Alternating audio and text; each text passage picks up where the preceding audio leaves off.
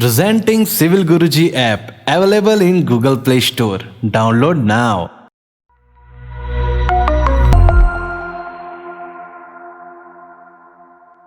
Hello engineers, welcome to the world of civil Guruji. The civil engineers training institute दुनिया में मैं engineer सोम मिश्रा आप सभी का बहुत बहुत स्वागत करता हूं। इसके पहले वाले वीडियोस में मैंने आपको बताया था कि आप एक कॉन्ट्रैक्टर का सिलेक्शन कैसे करेंगे, और आज हम बात करने वाले हैं उस कॉन्ट्रैक्टर के स्कोप ऑफ वर्क के बारे में कि जो कॉन्ट्रैक्टर आपने हायर किया है उसका वर्क स्कोप क्या है और वो क्या क्या काम करेगा।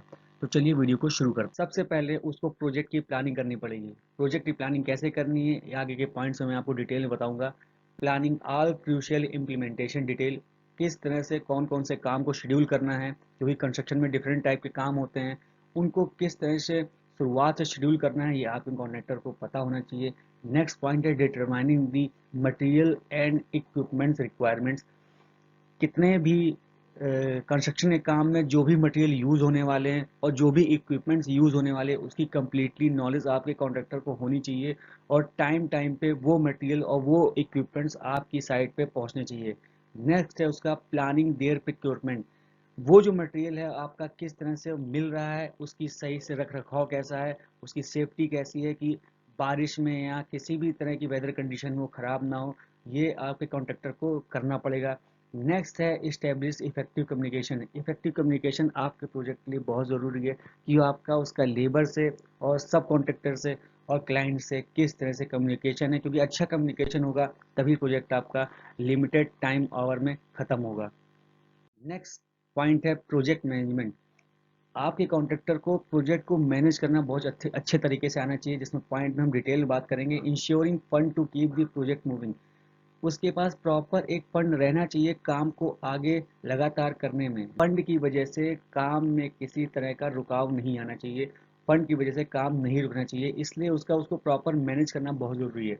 नेक्स्ट पॉइंट है परचेजिंग और रेंटिंग दी कंस्ट्रक्शन इक्विपमेंट। उसको ये जानना बहुत ज़रूरी है कि इक्विपमेंट को परचेज करके वो ज़्यादा फ़ायदे में है या फिर वो रेंट में लेके काम करने में ज़्यादा फ़ायदे में है। ये उसको पता करना पड़ेगा कि किस तरह से वो प्रोजेक्ट को ईजिली हैंडल कर पा रहा है, अगर वो रेंट में भी इक्विपमेंट ले रहा है या फिर वो परचेज कर रहा है। नेक्स्ट है इंटरव्यूइंग हायरिंग सब कॉन्ट्रैक्टर।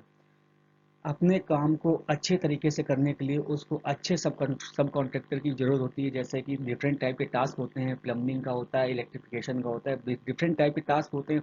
उसके लिए उसको सब कॉन्ट्रैक्टर की ज़रूरत होगी। तो वो सब कॉन्ट्रैक्टर उसको काम को कितने अच्छे तरीके से कर पा रहा है, इसके लिए उसको उसका अच्छा इंटरव्यू लेना पड़ेगा और उसकी हायरिंग से पहले उसकी स्किल्स के बारे में पता करना पड़ेगा। नेक्स्ट पॉइंट है make sure the staff have good technical skills. जो भी कॉन्ट्रैक्टर के पास स्टाफ होगा उसके पास अच्छी टेक्निकल स्किल्स होगी, तभी कंस्ट्रक्शन का काम वो आगे अच्छा कर पाएगा, और तभी वो काम आपको एक और तभी काम समय पे ख़त्म भी हो पाएगा। नेक्स्ट पॉइंट है project trekking.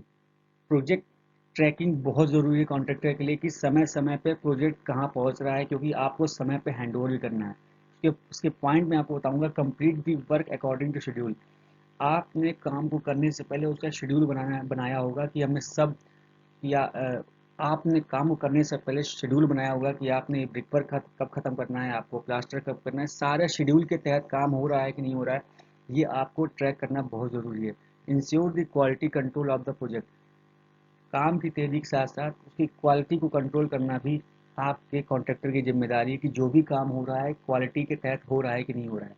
Ensuring and constant supply of material. आपको समय समय पर ये भी इंश्योर करना पड़ेगा, ये ट्रैक करना पड़ेगा कि जो भी मटेरियल की रिक्वायरमेंट है वो समय पे आपके साइट पे पहुंच रही है कि नहीं पहुंच रही है, या फिर मटेरियल की सप्लाई की वजह से कोई प्रोजेक्ट के टाइम पे तो असर नहीं पड़ रहा है, प्रोजेक्ट या फिर सप्लाई की वजह से प्रोजेक्ट डिले तो नहीं हो रहा है।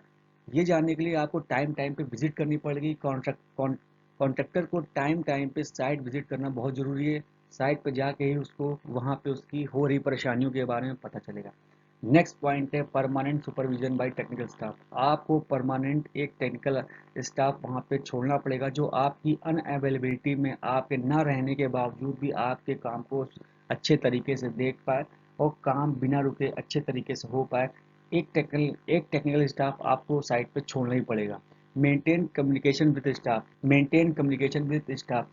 आपकी गैर मौजूदगी में भी काम अच्छे तरीके से चल रहा है, ये जानकारी आपको समय समय पे मिलती रहनी चाहिए, क्योंकि ये आपके और आपके प्रोजेक्ट के लिए बहुत अच्छा होगा, क्योंकि आपका कम्युनिकेशन अगर आपके स्टाफ के साथ नहीं होगा तो कई तरीके की वर्क होते हैं जो साइट पे हो रहे होते हैं, और उसकी जानकारी अगर आपको नहीं मिलेगी तो आपके काम की क्वालिटी में और आपके काम के टाइम में फ़र्क पड़ेगा, और आप टाइम पे प्रोजेक्ट को हैंडओवर नहीं कर पाएंगे। नेक्स्ट है लीगल एंड रेगुलेटरी रिस्पॉन्सिबिलिटी। सबसे पहले तो कॉन्ट्रैक्टर को वर्क शुरू करने से पहले उसके लाइसेंस होने की बहुत ज़रूरी है कि काम वो लीगल तरीके से स्टार्ट कर सकता है कि नहीं कर सकता है, नहीं कर सकता है, या उसके पास लाइसेंस है कि नहीं है।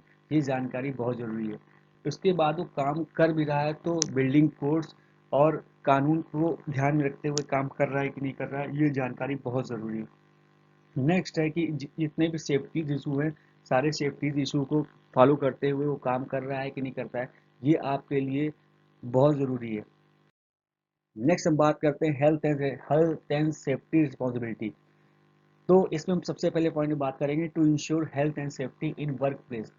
काम साइट पे आपको इंश्योर करना पड़ेगा कि जहाँ पे आप काम कर रहे हैं वहाँ पे सारे हेल्थ और सेफ्टी इश्यूज को प्रॉपर माना जा रहा है कि नहीं माना जा रहा है, ये आपके लिए बहुत ज़रूरी है। नेक्स्ट हम बात करेंगे make sure that all individual have safety equipments. मतलब कि जितने भी लेबर्स आप यहाँ काम कर रहे हैं उसके पास सारे सेफ्टी इक्विपमेंट्स हैं कि नहीं है। जैसे कि अगर वो इसका फोल्डिंग में काम कर रहा है तो उसके पास बेल्ट है कि नहीं है, अगर वो उसके पास हेलमेट नहीं है उसके पास हेलमेट है कि नहीं है, उसके पास जूते हैं कि नहीं है, ये सारी चीज़ें, अगर वो ब्रिक पर काम कर रहा है उसके पास ग्लव्स है कि नहीं है, ये सारी चीज़ें आपको पता रखनी पड़ेंगी।